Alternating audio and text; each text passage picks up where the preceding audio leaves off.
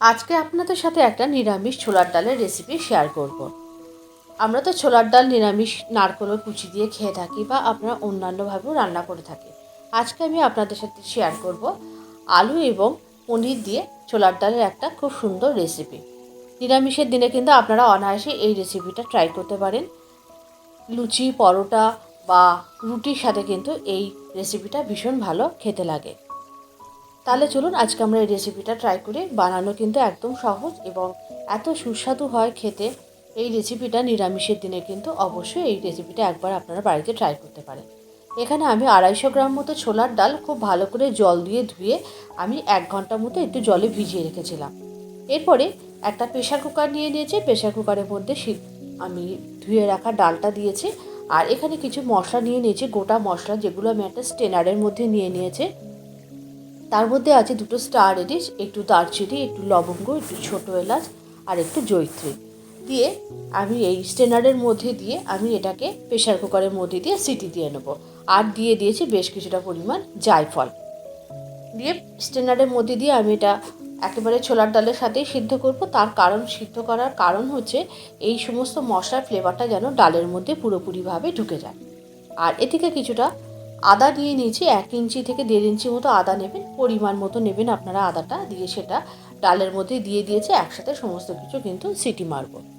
আর একটা সিটি মারলেই কিন্তু এনাফ, তাহলে কিন্তু ছোলার ডাল সিদ্ধ হয়ে যাবে। ডাল সিদ্ধ হতে কিন্তু একেবারেই সময় লাগে না। আর এখানে আমি একটা বড় সাইজের আলু ছোট ছোট করে, যেমন আলু পোস্তর মতো করে আমরা আলু কাটি, ঠিক সেরকম করে ছোট ছোট করে কেটে নেব। আর যেহেতু ডালটা সিদ্ধ করা থাকবে, তাই আলুটা ছোট করে কাটার কারণটাই হচ্ছে তাই যেন তাড়াতাড়ি আলুটা সেদ্ধ হয়ে যায়। আর এখানে আমি 200 গ্রাম পনির নিয়েছি। পনিরটাকেও আমি খুব ছোট ছোট টুকরো করে কেটে নিয়েছি।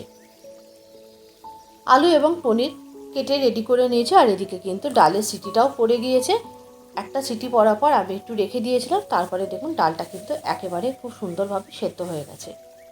এরপরে এর ভেতরের থেকে আমি স্টেনারটা বার করে নিয়েছি এবং একই সাথে আদার পুঁটলিটাও বার করে নিয়েছি।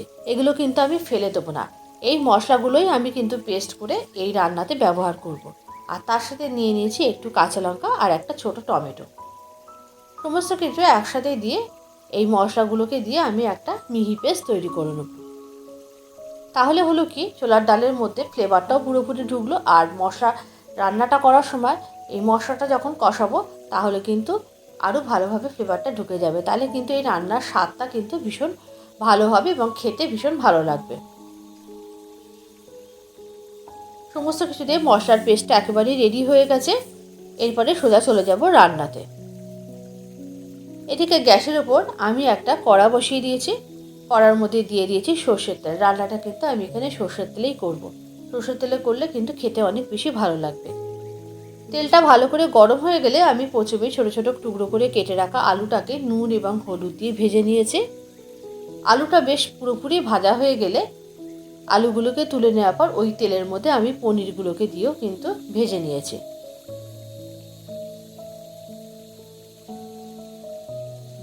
পনিরটা খুব বেশি ভাজার দরকার নেই, অল্প একটু ভেজে পনিরটাকেও তুলে নিয়েছি। এরপরে কড়াইতে থাকা তেলের মধ্যে আমি ফোড়ন দিয়ে দিয়েছি একটু গোটা শুকনো লঙ্কা, অল্প একটু জিরে আর ওই বেটে রাখা টমেটোটা, ও আর একটুখানি কিন্তু তেজপাতাও দিয়েছি। মশলাটা কিন্তু ভালো করে ফোড়ন হয়ে গেলে আমি এর মধ্যে যে মশলাটা পেস্ট করে রেখেছি, মানে যে সিদ্ধ যে মশলাগুলো সেইগুলো পেস্ট করে রেখেছি টমেটো দিয়ে, সেটা দিয়ে দিলাম। দিয়ে ভালো করে কিন্তু একটু কষিয়ে দিতে হবে। এই সময় কিন্তু স্বাদ অনুযায়ী দিয়ে দিতে হবে নুন এবং হলুদটা। যে সমস্ত মশলা ভালো করে কষিয়ে প্রথমে আমি এর মধ্যে ভেজে রাখা আলুগুলোকে দিয়ে দিয়েছি, কেননা আলুগুলো আর একটুখানি বয়েলড হবে সেই জন্য। আলুগুলো দিয়ে খুব ভালো করে একটু কষিয়ে নিয়েছি। কষিয়ে নেওয়ার পর এর মধ্যে দিয়ে দিয়েছি সিদ্ধ করে রাখা প্রেশার কুকারের মধ্যে থাকা ছোলার ডালটা। এরপরে প্রেশার কুকারটা ধুয়েও আমি অল্প একটু জল এর মধ্যে দিয়ে দিয়েছি। আর এরপরে একটু ঢাকনা চাপা দিয়ে এই ডালটাকে একটুখানি ভালো করে সিদ্ধ হতে দিয়েছি আলুটাকে ডালের সাথে। এই সময় একটু কাশ্মীরি রেড চিলি পাউডার দিয়ে দিয়েছি একটু ভালো কালারের জন্য। 10 মিনিট মতো রান্না করে নেওয়ার পর কিন্তু ডালটা একেবারেই রেডি হয়ে গেছে। এই সময় টেস্ট ব্যালেন্সের জন্য দিয়ে দিয়েছি কিন্তু একটু চিনি। চিনিটা কিন্তু অবশ্যই দেবেন, কেননা নিরামিষ ডাল একটু মিষ্টি মিষ্টি হলে কিন্তু খেতে ভালো লাগবে। আপনারা যদি মনে করেন এর মধ্যে কিন্তু একটু নারকেলের কুচিও দিতে পারেন। ছোলার ডাল মানেই নারকেলের কুচি, তাহলে কিন্তু আরও খেতে ভালো লাগবে। আমার ঘরে নারকেলটা ছিল না বলে আমি এখানে নারকেলের কুচি দিতে পারিনি, থাকলে কিন্তু আমি নারকেলের কুচি এর মধ্যে অবশ্যই দিতাম। আর রান্নাটা একেবারে রেডি হয়ে গেছে। নামানোর আগে উপর থেকে একটু কসুরি মেথি ছড়িয়ে দিয়েছি আর দিয়ে দিয়েছি খুব সামান্য একটু ঘি। অসাধারণ স্বাদে এই রেসিপিটি অবশ্যই একবার আপনারা বাড়িতে ট্রাই করবেন। নিরামিষের দিনে কিন্তু এরকম একটা রেসিপি থাকলে আর এর সাথে যদি গরম গরম বেগুন ভাজা থাকে আর কিন্তু কোনো কিছুরই প্রয়োজন হবে না। লুচি পরোটার সাথে কিন্তু খাওয়ার জন্য একেবারেই রেডি। এরপরে আমি ছোলার ডাল পনিরটাকে আমি একটা বোলের মধ্যে সার্ভ করে নিয়েছি এবং সার্ভ করে নেওয়ার পর একটু গার্নিশিংয়ের জন্য ওপর থেকে একটু দিয়ে দিয়েছি রোস্টেড কসুরি মেথি। আজকের রেসিপিটা আপনাদের কেমন লাগলো অবশ্যই একটু কমেন্ট করে জানাবেন। যদি ভালো লেগে থাকে অবশ্যই একটু লাইক করে দেবেন।